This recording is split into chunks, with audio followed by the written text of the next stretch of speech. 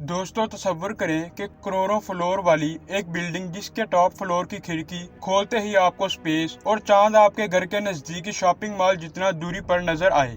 अगर इतना ऊंचा बिल्डिंग होता भी तो जरा सोचिए कि इस बिल्डिंग के टॉप फ्लोर पे एक एलिवेटर से जाने में कितना वक्त लगता। लेकिन क्या जमीन पे करोड़ों फ्लोर वाली बिल्डिंग का कंस्ट्रक्शन करना पॉसिबल है? दोस्तों दुनिया में इंसानों का बनाया गया सबसे पहला और ऊंचा कंस्ट्रक्शन गीजा का पिरामिड था, जो कि 147 मीटर ऊंचा था और ये 4000 साल तक दुनिया का सबसे बड़ा और ऊंचा रिकॉर्ड रखने के बाद गीजा पिरामिड की जगह इंग्लैंड के लिंकन कैथीड्रल चर्च ने ले ली, जिसकी ऊंचाई करीबन 160 मीटर है। इसके बाद साल 1884 में 169 मीटर ऊंचा वाशिंगटन मॉन्यूमेंट बनाया गया। ऐसे ही ऊंची इमारतें बनाने की कोशिश आज भी जारी है, जबकि आज की तारीख में सबसे ऊंचा बिल्डिंग दुबई का बुर्ज खलीफा है, जो कि 882 मीटर लंबा है। साइंस को चैलेंज करने वाली यह बिल्डिंग बुर्ज खलीफा प्रोजेक्ट के बारे में जब इंजीनियर और आर्किटेक्ट को बताया गया तो वो भी इस प्रोजेक्ट के बारे में एक बार काफी हैरान और परेशान थे कि इतनी ऊंची बिल्डिंग की कंस्ट्रक्शन के लिए सीमेंट को ऊपर तक ले जाने और फिर दुबई में शदीद गर्मी की वजह से ऊपर ले जाने से पहले ही सीमेंट के जम जाने का खौफ लगा रहता था। इसीलिए इंजीनियर्स और आर्किटेक्ट ने सोचकर ये फैसला किया कि कंस्ट्रक्शन रात में किया जाएगा। दोस्तों ये बिल्डिंग इतना ऊंचा है कि अगर कोई इस बिल्डिंग से छलांग लगाए तो इसे नीचे पहुंचने में करीब 20 सेकंड का वक्त लगेगा।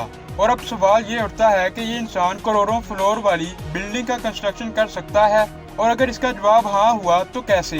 अगर किसी चीज का कंस्ट्रक्शन लिमिट से ज्यादा हो तो इसका बेस भी उतना ही ज्यादा गहरा, मजबूत और वाइड होना चाहिए, और हमारी जमीन गोल होने की वजह से हमारी लिमिटेशन भी बढ़ जाती है। दोस्तों एक ऐसी ही बिल्डिंग की प्लानिंग जापान के शहर टोक्यो में की जा चुकी है और जिसका नाम है एक्सीड 4000 और इसका हाइट करीबन 4000 मीटर यानी 4 किलोमीटर तक होगा। इस बिल्डिंग की हाइट को मद्देनजर रखते हुए इसके बेस को 6 किलोमीटर वाइड बनाया जाएगा, जिसमें 800 फ्लोर की कैपेसिटी होगी और 5 से 10 लाख लोग आसानी से रह सकेंगे। दोस्तों बुर्ज खलीफा के आर्किटेक्ट विलियम बेकन ने कहा था कि अगर हमें माउंट एवरेस्ट जितना ऊंचा यानी 8884 मीटर ऊंचा बिल्डिंग बनाना है तो इसका बेस हमें 4700 किलोमीटर चौड़ा बनाना पड़ेगा, क्योंकि इतनी ऊंची बिल्डिंग का बेस अगर कमजोर हुआ तो हवा के झोंके से वो बिल्डिंग घास के पत्तों की तरह ढेर हो जाएगी। इन हवाओं से बिल्डिंग को बचाने के लिए इसका शेप स्क्वायर नहीं बल्कि सर्कुलर, ओवल या ट्रायंगुलर शेप बनाया जाएगा। इस बिल्डिंग की कंस्ट्रक्शन में हाई रेजिस्टेंस मटेरियल जैसे कि ट्रांसपेरेंट एल्यूमिनियम, जो कि स्टील से 3 गुना ज्यादा मजबूत है, या फिर नैनो मटेरियल का यूज किया जा सकता है। साइंसदानों के मुताबिक नैनो मटेरियल का डिस्ट्रॉय होना तकरीबन नामुमकिन है, और अगर मान भी लेते हैं कि यह बिल्डिंग बन भी जाए तो फिर भी इसका एलिवेटर सिस्टम कैसे काम करेगा। लिहाजा आर्किटेक्ट ने बहुत सोचने के बाद ये फैसला किया कि बिल्डिंग में कैटापुल्ट एलिवेटर का यूज किया जाएगा, जो कि तेज रफ्तार और कॉम्पैक्ट होने की वजह से इस बिल्डिंग के लिए परफेक्ट होगा।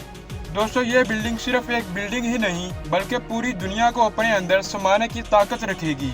अगर ये बिल्डिंग बन भी जाए तो एक मसला ये होगा कि स्पेस में चलते 56,000 किलोमीटर फी घंटे से घूमने वाले एस्टेरॉयड, कॉमेट्स और सैटेलाइट के टुकड़े चंद सेकंड में ही इस बिल्डिंग का नामो निशान मिटा सकते हैं। लेकिन हमारे साइंसदानों ने इसका भी हल निकाल लिया है। रिमूव फैब्रिक्स नामी का ये इंस्ट्रूमेंट, जिसे स्पेस का वैक्यूम क्लीनर भी कहा जाता है, जो कि स्पेस के वेस्ट को साफ करेगा और जमीन में आने वाले खतरात को पहले ही खत्म कर देगा।